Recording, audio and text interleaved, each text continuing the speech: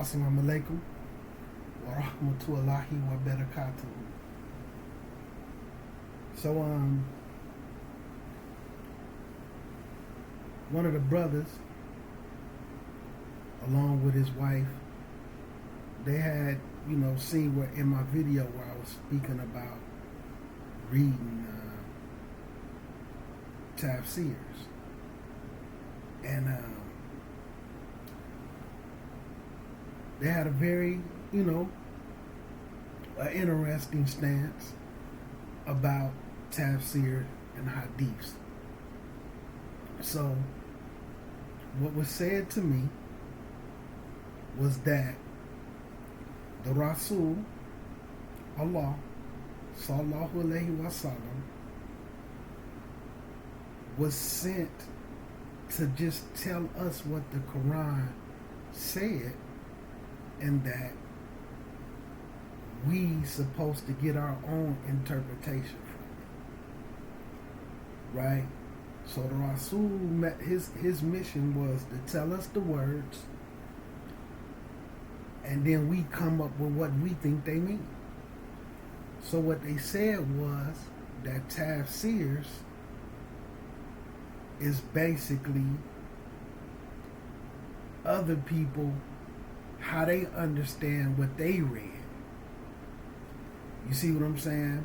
And then they said that Hadiths isn't, Hadiths came so many hundreds of years after the Rasul, right? So, I said the typical things that I do say to people, just on a basic level, because, not to be insulting, but when you know that you ask these type of questions and people, it really wasn't even a question, it was a statement, but then they did, what the question was, how do I feel like Tafsirs benefit me? So I'm going to read just a little bit from Tafsirs, but I said to them the same thing that I say to other people that has this point of view. And I know where this point of view, as far as Tafsirs and the way they feel about Hadiths, I know where this thing came from. They came from who they referred to as the Orientalists. And they was a group of people who came in and started trying to change the deen. You see what I'm saying? Hadiths was always a big thing. Sahih Bukhari didn't invent Hadiths. He wasn't the first ones to do Hadiths. Imam Bukhari, Sahih Bukhari, he went and collected the Hadiths that was authentic and compiled them into one book so that we would have access to them. So you had to keep in mind, that's why history has to play a role in Islam when you study it. When you start studying, you learn to study the history and what it was like at the times, right? So it was times when people was traveling from one city to the next, walking by camel, on horse, 3 days, a month, 3 months, just to get one hadith. So people had also started corrupting hadiths and fabricating hadiths. Even when you go into the beginning of Sahih Muslim, it was a particular individual. I can't think of the number right now, but when the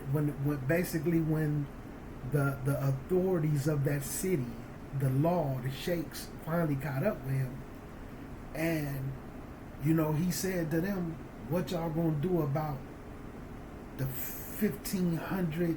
I can't think of the number, but what y'all gonna think about the 1,500, 2,000, 5,000 hadiths that I made up? The 500 hadiths that I made up. What y'all gonna do about them?" They was like, "Man, we got professionals who understand the isnads, what's authentic, this and that, and we'll have those hadiths read it out." But they gave dude the ultimate punishment for fabricating hadiths. So that shows you what the seriousness, how they took hadith so serious at the point in time. They rubbed the man, they erased them. for fabricating a whole bunch of hadiths. So these compiling books and putting them in one set so that people will have access to them and don't have to travel, because sometimes rulings was made, but hadiths and stuff wasn't looked at. They didn't have access to those hadiths when they made certain rulings that still stand today in particular madhabs. So it was a ruling based off of that person's opinion or what the people was doing in their city at that time. It was based off of the knowledge that they had, but they didn't have the hadiths, because the person who had the knowledge of the hadith may have been in Yemen or Jordan or Syria, and they in Iraq, or didn't have the means to travel to go get it. So they issued out a ruling, a fatwa, some form of fatwa based off of the best knowledge that they had with sincerity. But you see what I'm saying? So this is why Bukhari and them started compiling books of hadiths and authentic hadiths, right? So I know where this concept come from, but like I said, I sidetracked a little bit, but I asked them, like I asked everybody else, how do you know the proper order to make wudu without hadiths? You see what I'm saying? See, a lot of stuff that you do in the deen, how do you know the proper way to make tarawih? How do you know the proper way to make these different prayers that you're doing? If you pray at night, if you do sunnah prayers, even your far prayers, how do you know how to do them without hadiths? See, a lot of people belittle hadiths without even realizing how they implement a lot of hadiths, because the majority of their deen is based off of what somebody told them. How you gonna make Hajj without hadiths? Yeah, you can go to Hajj and then somebody say, hey, just do what we doing. You can go to the masjid, how you pray, okay, just do what we doing. You go to the masjid, they having Jumar service, and you just watched how they doing it. All of this stuff started from hadiths, the blueprint of how to do these things. But because people haven't read books and they listen to other people talk about what's needed, what's not needed, even like in some of my videos when I talk about hadiths, it be people that come in the comments and say, we not going to be questioning about hadiths. You know what I'm saying? We don't need to busy ourselves or bother ourselves with hadiths. But the majority of the things that you act upon, even if you say Bismillah before you eat your food, that comes from a hadith. You know, a lot of things that people do that just in their culture and they don't realize they're eating with your right hand. You need a hadith for these things. But they don't know that because, like I said, the majority of their deen, and it's starting to happen to us in America, the majority of what we do in the deen, somebody told us to do it. And it all depends on how we felt about them, whether we took it or not. Because somebody could have came and showed us some proof or some dalil from authentic hadiths, or they was a student and they was more knowledgeable about the subject matter and told us something, and we rejected it because of that. Oh no, the person I'm cool with, the person who, the first Muslim I ever seen told me this. But that don't make them right.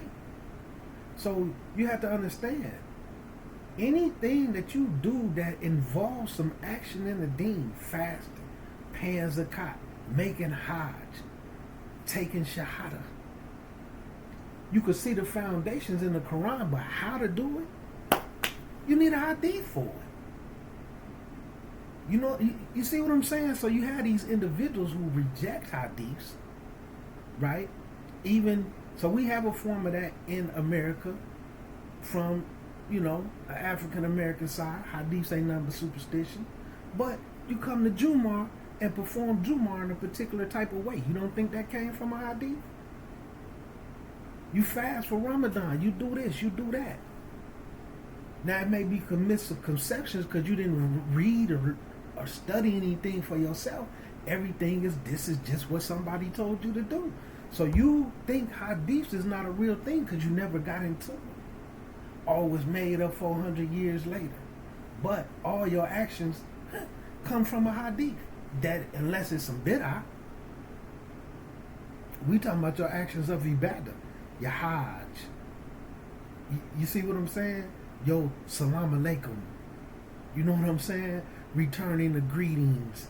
Although yes, in the Quran they do say, you know, when somebody greets you with a greeting, you know, return it or greet them with one better. But the hadiths on how to implement that, these things is from hadiths, your mannerism.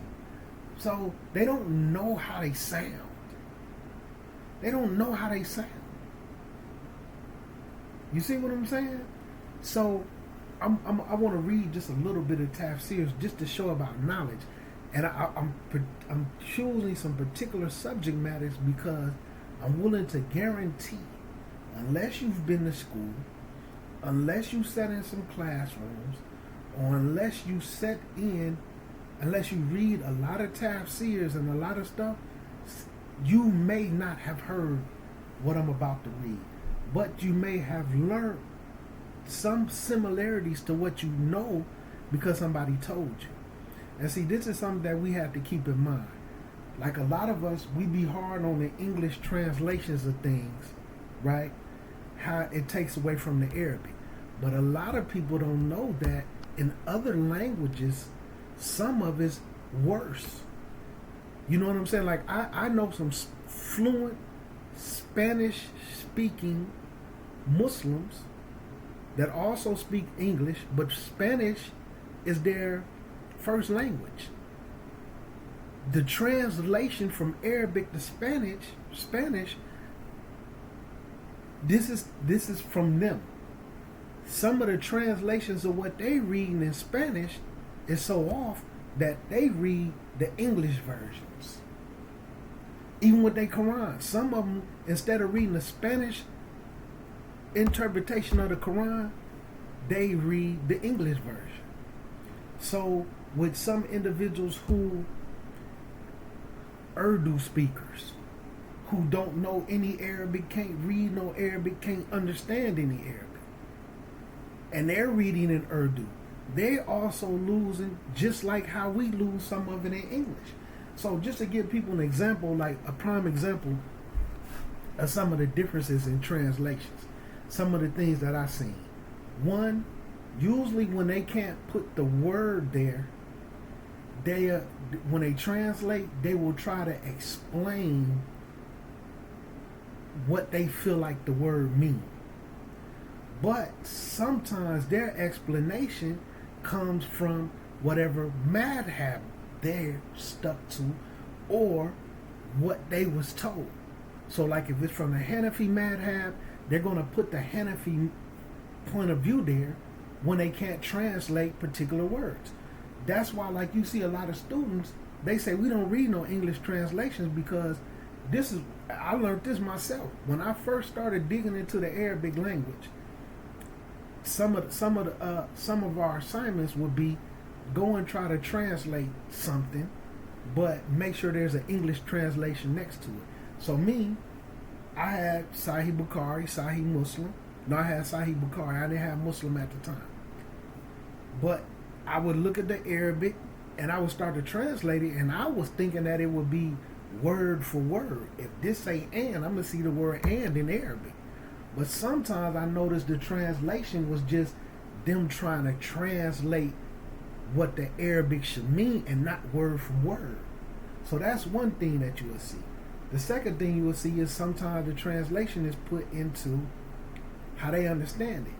Then a lot of them isn't American English speaking people.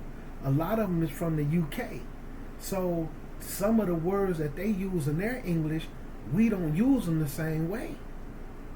So the intended meaning is lost. So you will see this. Let's say you're reading something, and this was one thing that I seen. They actually use the word amazement, right? They translated the word into amazement, but the English word was more like they was in a state of shock. like a type of shock where some fear, a scared feeling came over them. Like, for us who speak English, being shocked and being amazed is not the same thing. But I can understand why they chose the word amazement for the Arabic word that was used. I understood why they did it, but when it comes to and it could be sufficient if you just an everyday reader, but it's not going to give you the intended meaning. Amazement and shocked is not the same thing. Being amazed is more like, wow, like, you know what I'm saying, to a good level. You see what I'm saying? Like, and then being shocked is like a wow to a like a anger, a upset, a scared type of thing. Like, let's say a person catch their spouse cheating. Like, they actually catch them in the act. And when they walk in and catch them, and they had that like, and that feeling come over them, they not amazed. Because amazed is make them feel, it's more of a, I'm shocked. Especially if you didn't consider them to be that type of a person.